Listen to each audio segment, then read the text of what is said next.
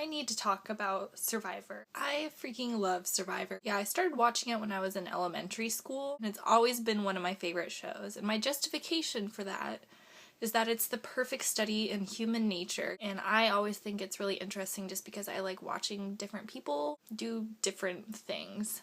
And the thing about Survivor is, yes, it's obviously edited a certain way, and they let certain types of people on the show. Like, the one thing that's always super annoying is that pretty much all of the girls, except for a couple token ones, are like insanely fit and perfectly skinny and, you know, like just strut around in little bikinis all the time. But for the most part, it's still a show that anyone can win. All different types of people have won Survivor. One of my favorite players of all time is John Cochran, and he got on the show the first time because and it was fans versus favorites. So fans of the show were on one team, and then like favorite contestants from past seasons were on the other team. And Cochran got on because he was in Harvard Law School. So basically he wrote this whole paper about the jury system in Survivor and the kind of the psychology behind that, which is super cool.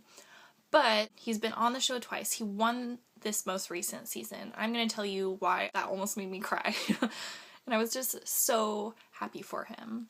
So Cochran, the first season he came on, he's this super pale little redhead kid, and he was super insecure and really socially awkward and a huge fan of the show. So excited to be there, but he was like so scared to take off his shirt, and he would like sunburn instantly because he was so pale.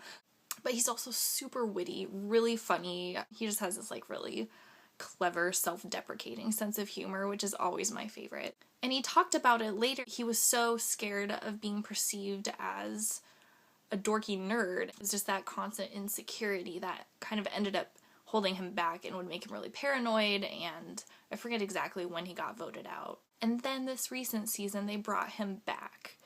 And oh my gosh, he freaking killed it this season. He won like the last 4 challenges. The crap he was able to endure this season was awesome, and so like me and my parents were just like cheering all the time because he kicked butt.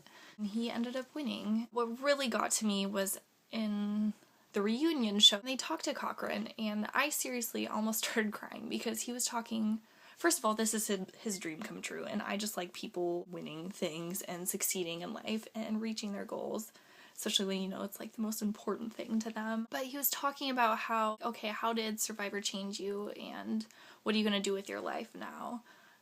And he was just talking about how it really it just sounds so corny, but like helped him accept himself, and instead of feeling like his kind of quirkiness and eccentricities and social awkwardness was a liability to him or something that he had to fight against and hide, he learned to just kind of accept it as part of himself and realize that it could be a really positive thing and something he could use in a really good way, and that it didn't have to be this big liability just because he's not the same type of person as everyone else.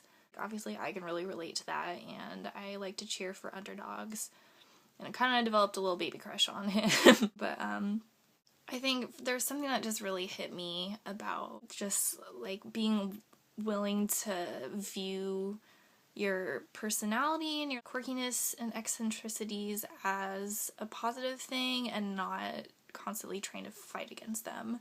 Because I definitely feel that way a lot just because I was not born with America's favorite personality who loves the outgoing, like charming, just big boisterous personality. I'm just not like that. Social interaction has always actually really stressed me out.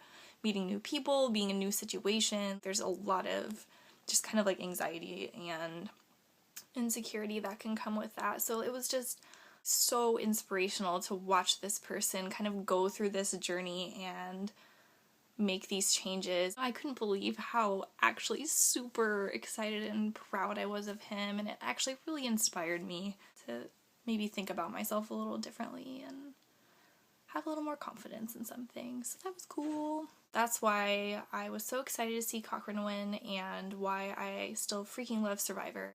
And that's that.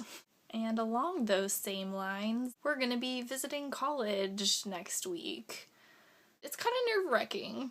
I've been back there a couple times to visit friends and stuff, and it's been always weird to go back there The first time, like, it was so stressful and just, like, really disorienting.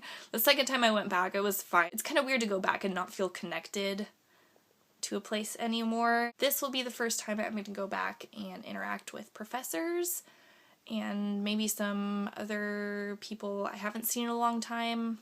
A year out of college, you want to be able to go back and tell everyone I'm doing these awesome things. And it's hard to go back and say, yeah, I'm working retail, I'm living with my parents, and that's just kind of how things are right now, and I'm not doing anything awesome. You just want to be way cooler than you actually are.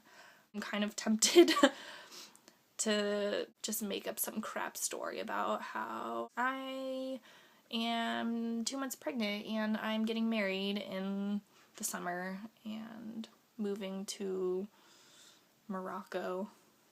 I could tell people that, and I could just make up a bunch of stuff and it would be kind of entertaining. But regardless of all that nonsense, as long as I get to go back and go to McMiniman's rooftop and sit and eat tots and drink forever, I will be happy. As long as that happens, I don't really care what professors think of me, and it'll still be fun. So I'm looking forward to it, and I get to see you soon, and I'm so excited.